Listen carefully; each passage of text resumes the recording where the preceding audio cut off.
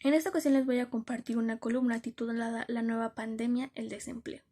La pandemia por el COVID-19 ha expuesto las desigualdades que ya existían en todo el mundo, y esto se puede medir en consecuencia en sus impactos en las poblaciones más marginales. Sin duda, algunas vivirán consecuencias económicas peores que otras, y en nuestro país la situación es grave, considerando el deterioro del salario, la informalidad de los trabajos, la precarización del empleo y la baja cobertura de salud hacia la mayoría de los trabajadores y sus familias. Según datos de la OIT, en el 2020, el total de los trabajadores informales supera los 2.000 millones, lo que representa el 62% de todos los trabajadores en el mundo.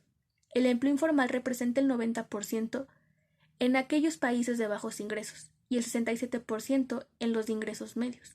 Estas tienen más posibilidades de estar expuestos a riesgos de seguridad y salud, ya que carecen de la protección necesaria, como mascarillas o gel desinfectante, puesto que muchas de estas personas viven en colonias olvidadas y en ocasiones carecen de suministro de agua potable. El porcentaje de trabajadores de la economía informal gravemente afectados por el confinamiento va del 89% en América Latina y los Estados Árabes a 83% en África, el 73% en Asia y el Pacífico y el 64% en Europa y Asia Central. La mayoría de los trabajadores informales no tienen otros medios de subsistencia.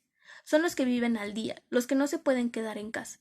Por ello enfrentan un dilema prácticamente difícil de resolver: morir de hambre o por el virus. Y es que si a esto le añadimos a esas personas que lamentablemente perdieron su trabajo por el COVID, a finales del 2020 la pobreza en América Latina aumentaría al menos 4.4 puntos porcentuales con respecto al año previo, por lo que alcanzaría un total de 214.7 millones de personas, siendo que en el 2019 el índice de pobreza era de 186 millones. México se encuentra en una situación extraordinaria y difícil de resolver. La decisión de que la gente se quede en casa para reducir el contagio del COVID es necesaria. Sin embargo, esto no solo repercute al comercio informal y a los miles de pequeños negocios informales, sino también al cierre de pequeñas y medianas empresas. A esto hay que aumentarle el hecho de que con la falta de ingresos se desarrollan más problemas.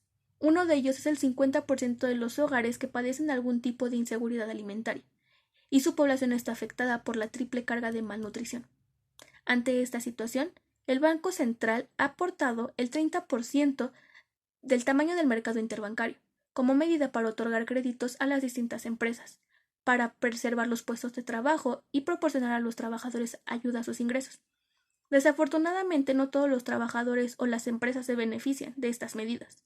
Para los trabajadores de la economía informal, que casi conforman 1.600 millones de personas, la reducción de las horas de trabajo impuestas por la pandemia es sinónimo de pérdida de ingresos. Las microempresas y las pequeñas empresas informales, que constituyen 436 millones de empresas del mundo, suelen quedar fuera del alcance de las políticas públicas. La falta de apoyos a las pequeñas y medianas empresas va a provocar que la recuperación de la actividad económica tarde más tiempo.